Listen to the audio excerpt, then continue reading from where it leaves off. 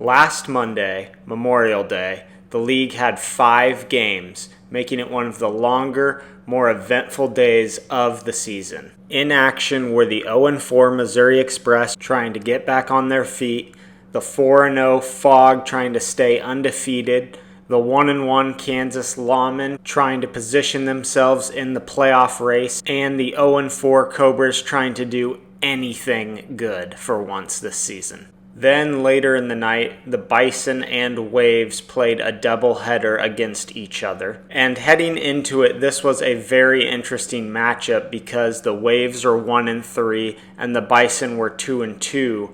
Not great records for both teams that met in the National Conference Finals last season. And then on top of that, both teams' ace pitchers, Brandon Merriweather and Derek Anderson, were out for these games. So backup pitchers Aaron Adams and Matt Garrison stepped into the role. And actually, as we'll see in Game 1 of those highlights later in this video, they did pretty well. But we're going to start off with the first game of the day, which was Express versus Lawmen. Right away in the first, the Express come out swinging. Caden Sellards gets a triple here to score the first run of the game. Then Connor Vermillia on the next pitch gets himself a 2-run homer. Christian Knight gets out of the inning though with 3 runs of damage. Here he is in the bottom half getting a single. Caden Sellards struggled in the first, gave up 7. Second inning, Christian Knight finds a little groove and gets through it in just 3 pitches.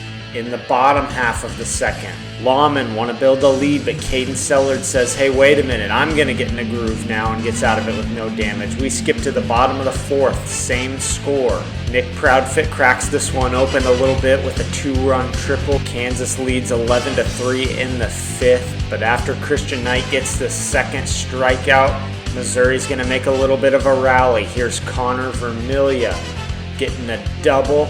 Nick Proudfit makes a great diving stop, and the next pitch, Caden Sellards scores a run with this single back to Vermillia, and this one's going to be a double again. Missouri's cut the lead to 5. Finally, Christian Knight is going to get out of it with a nice slider. Kansas gets their second win of the season. Christian, first inning, they got after you a little bit, then pulled it together. What was the difference? Not gonna lie, I was a little nervous coming in just because of my knee, but once I got kind of settled in, saw a few pitches hit the board, I felt pretty good and comfortable. So the Lawmen get it done behind Christian Knight's pitching. Missouri got 5 hits, but Knight did a great job keeping the walks down. Nick Proudfit also did a very nice job in the field limiting damage. Caden Sellards pitched pretty well. 11 runs allowed is not that bad, and only 2 hits allowed overall. The Express played well enough to win this game, but JL23 has just not been their season. This loss drops them to 0-5, and next up they're taking on the 4-0 Bay Area Fog. Leading MVP candidate Chase Johnson got to work early in this one. Here he is getting himself a single. It scores their 3rd run. They take that 3-0 lead into the bottom half. Look at that screwball high and in on Connor Vermillia. Chase Johnson gets through the bottom half in 3 pitches in the second inning. Caden Sellards also throws a scoreless inning, gets out of a bases-loaded jam with this beautiful curveball. Look at that 12-6 movement. In the bottom half of the second, Chase Johnson also gets out of a bases-loaded jam by getting Connor Vermillia to go around on a pitch that hits him in the gut. Skipping to the bottom of the third, Chase Johnson goes 1, 2, 3 in the inning again. In the fourth now, it's only 4-0. Fog want to build that lead. Here's Tony Lipa getting a leadoff triple.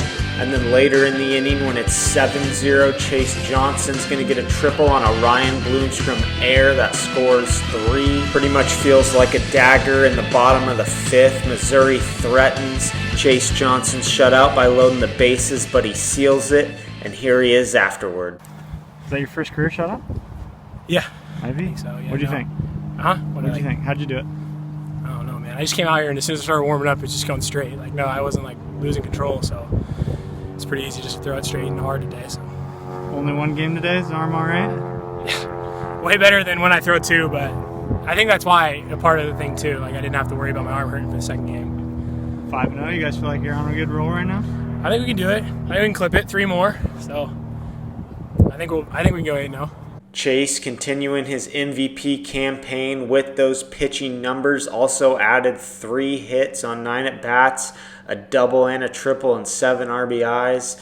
Caden Sellards pitched pretty good again, only 11 earned runs. Connor Vermillion actually came in the last inning and did pretty well.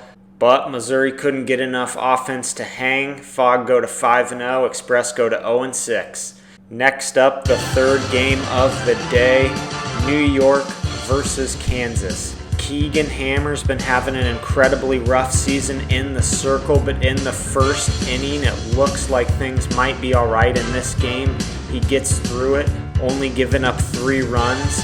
In the bottom half, New York takes advantage of a sloppy Christian Knight to score themselves 7 runs. In the second inning, the tides begin to change dramatically. Here's Christian Knight sending one right up the middle off of Keegan Hammer's ankle. Take a closer look at that one on the replay. He actually helped make it a stop and keep it a double instead of a triple. Here's another double later that ricochets off Hammer again. In the bottom of the second, Lawmen now lead 20-7. Here's me getting a single. Cobras get a few runs but still trail 20-10. In the top of the third, Keegan Hammer has a nice inning, only gives up a couple runs.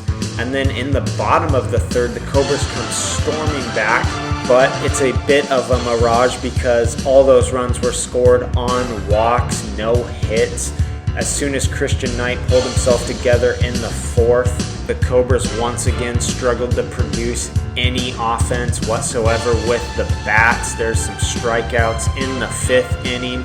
Christian Knight tacks on one more triple, and the Lawmen cruise their way to a 3-1 record.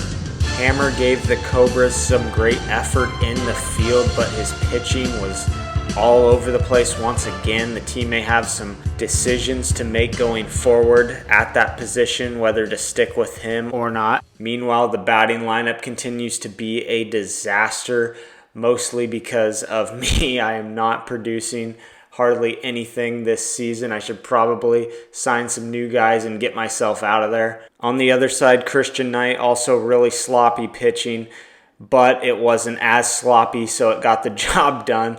His batting, though, was really good. 3 hits, 2 doubles, a triple, racked up 20 RBIs. Of course, a lot of those were on walks. Overall, this was just a really ugly wiffle ball game, probably the ugliest game of the entire season thus far. There just wasn't a lot of hits. There wasn't a lot of anything except a lot of walks and runs scored off walks. But there's always a next game that can be better, and in this case, it is the Bison and Waves doubleheader. There were a lot of different ways we thought this one might go, but from the start, it was the least likely of them all. A pitcher's duel.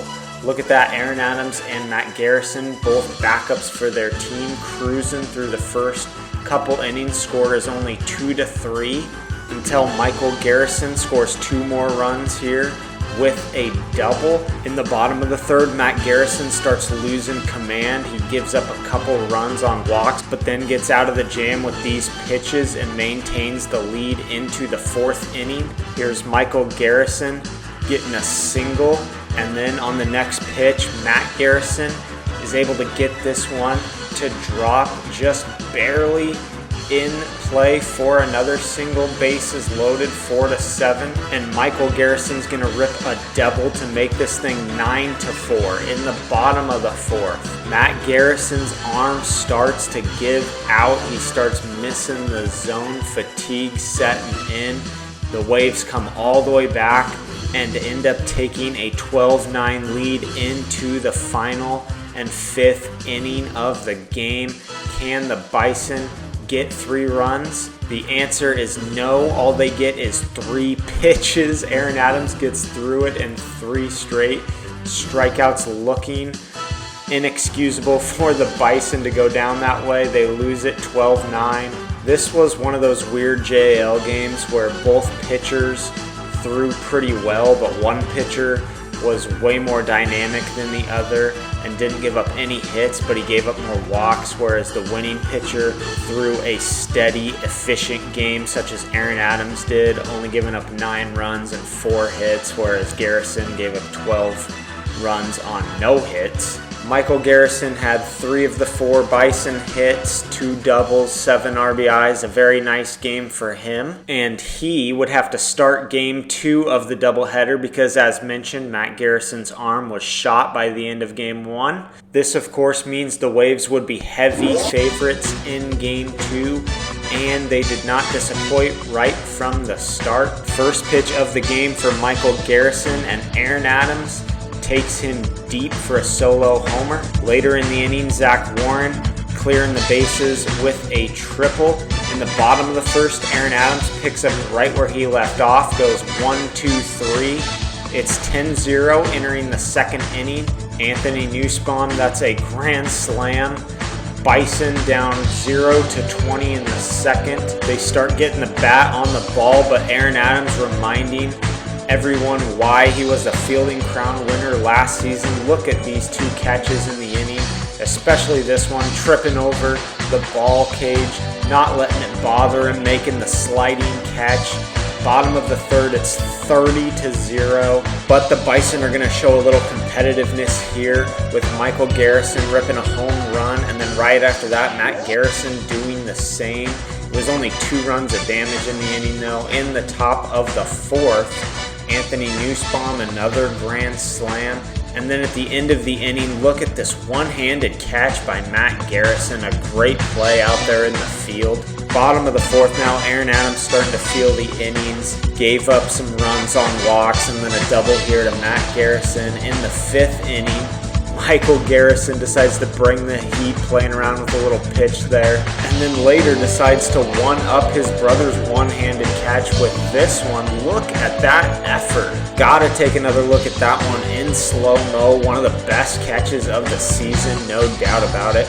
In the bottom of the 5th, Michael Garrison's going to get himself another double. The Bison score a few runs, but this one was long over. Waves sweep the doubleheader, improved to 3-3. Bison fall to 2-4. Waves took no shame in padding their stats against Michael Garrison in this one, 15 of 26 as a team. All 3 of their guys had huge stat lines. In the field, Aaron Adams had 3 fielding outs and a stop. For the Bison, fielding was also really good. Michael Garrison, a fielding out and 4 stops. Matt Garrison had 1 of each. Their batting was actually pretty solid, 5 of 20. They scored 18 runs, plenty of offense in most games, but not in this one. So the game day ended quietly with a huge blowout. We at least had some fun plays during that game. Waves back on track and in the playoff mix now. We'll give Aaron Adams the final words. What's your favorite position? Now that you play all 3. I like all 3, but when you hit well, that's good because it's the hardest. Okay. So hitting well is the best for sure. So you guys are 3-3 now, still in the playoff mix. It looked a little dicey there before today. Yep, a little dicey. 2 big wins. We just gotta keep playing good ball, keep throwing strikes, having good at bats, and that's all you could do. You feel like you're chasing the Rapids or the underdogs more right now? I don't know. It's tough to say. They both have their strengths, and I think that we've probably played the Rapids a little bit more, so I think we have a little bit more of a chase probably with them for that reason. But yeah, I don't know. I guess we'll see.